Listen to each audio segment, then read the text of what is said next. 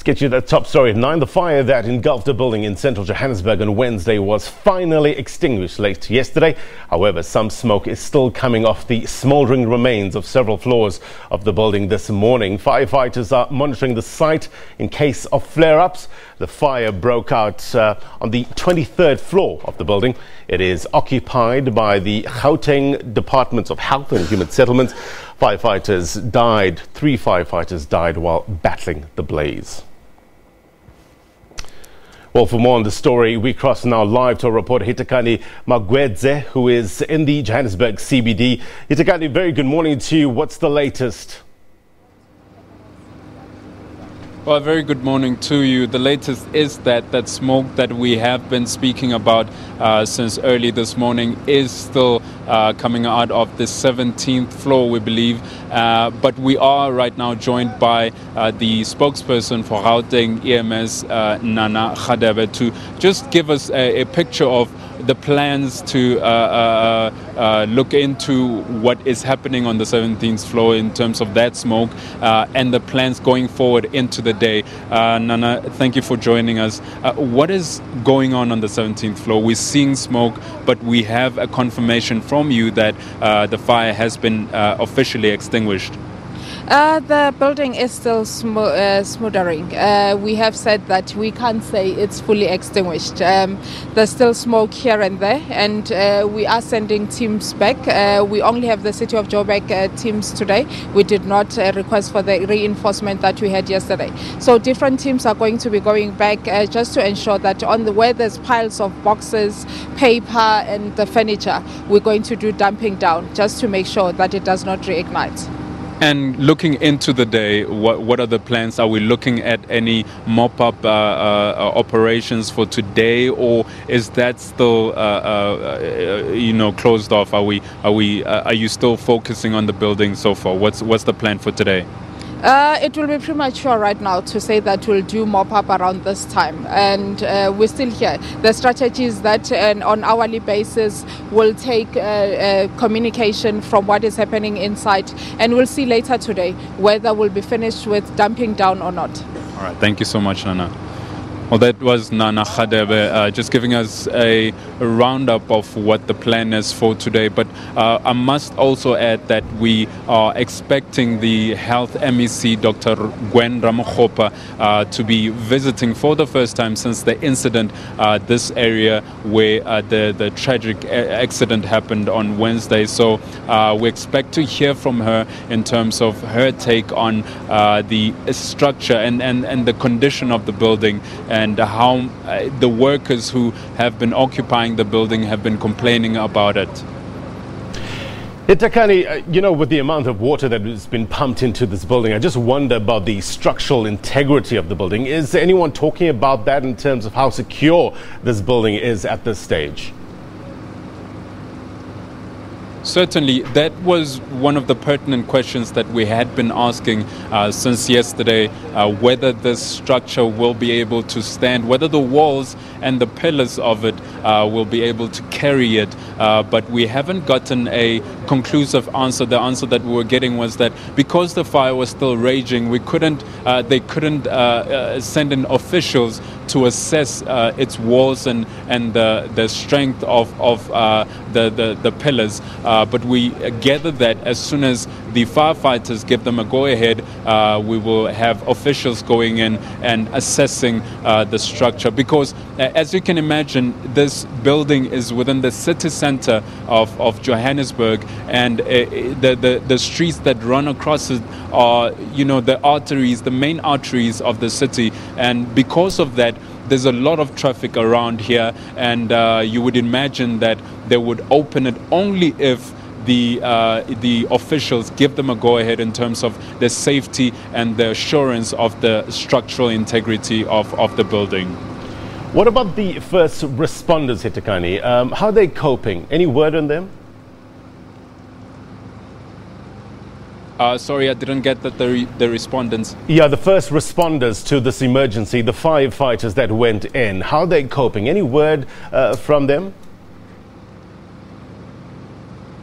Well, we only thing that we heard from the families of the firefighters who who did go in is that, well, they're obviously distraught. Some of them have been visiting the scene from the day that the tragic incident happened on Wednesday. But we understand that there is a memorial that has been planned for the firefighters who went in, who passed away here on Wednesday, and plans for funerals going ahead. We do know that government is also the different government departments are also offering them support, and we had the Premier and the MEC for infrastructure development visiting those families. But at the moment, we only have the team here, the team from Johannesburg, who have been here overnight monitoring the situation. And no doubt the rains, I guess the heavens opened up and helped the situation, isn't it? Brought a little reprieve in terms of dousing this fire. Definitely. I mean, the rains were really a blessing in disguise this morning. We also had hail coming down this morning. So we anticipate and hope that the smoldering flames and sparks and some reignitions might have been extinguished. Some that the firefighters were not able to see may have been extinguished, thankfully, by the rain. It's still quite overcast. We did speak to some of the firefighters, and they said that they're quite optimistic because most of the windows at the top floor where there's smoldering at the moment are broken. So there's no chance of more heat intensifying within the building and growing into flames as we saw yesterday. So the firefighters showing there that they are quite optimistic for today. I remember that you were reporting on the scene, I think it was Wednesday evening. Just take us back, put it into perspective, help us understand how intense those flames were. Certainly.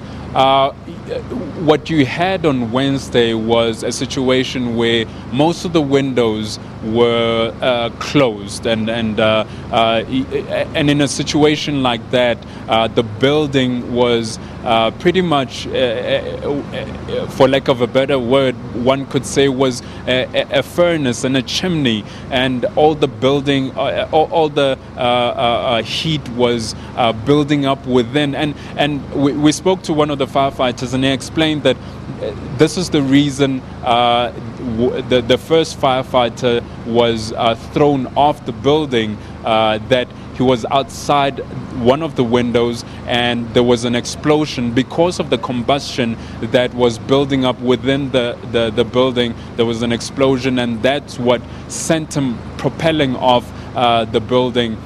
It was a traumatic day. I mean, when we got here, we spoke to some of the firefighters. We even spoke to Nana Khadebe, and you could see the sorrow and heartbreak in their eyes. In fact, some of the firefighters were outside here, distraught and crying. You had crowds of people all around, and some of those people were some of the employees of the 3 different departments who were housed inside the building behind me, who were rescued out of the building. We understand that more than 1,000 workers were escorted out, and it's just an amazing work that the firefighters were able to do. Yeah. But throughout the day, you'd see flames coming out of the building. You'd see, windows cracking and exploding and coming down the building, and papers coming out of the building. And we understand that that's one of the things that made it so difficult to fight this fire. The fact that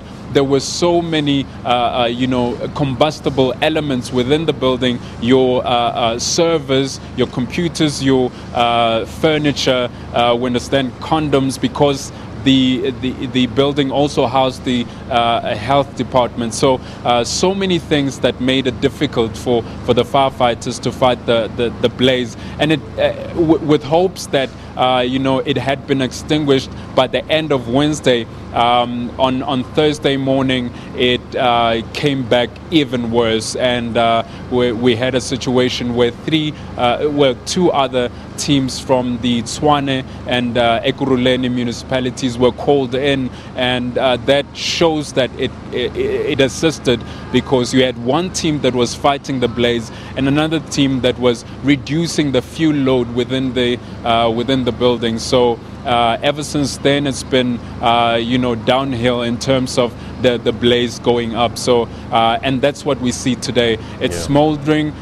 There's a bit of smoke, but the teams seem quite hopeful that they have done the big work that was extinguishing the fire.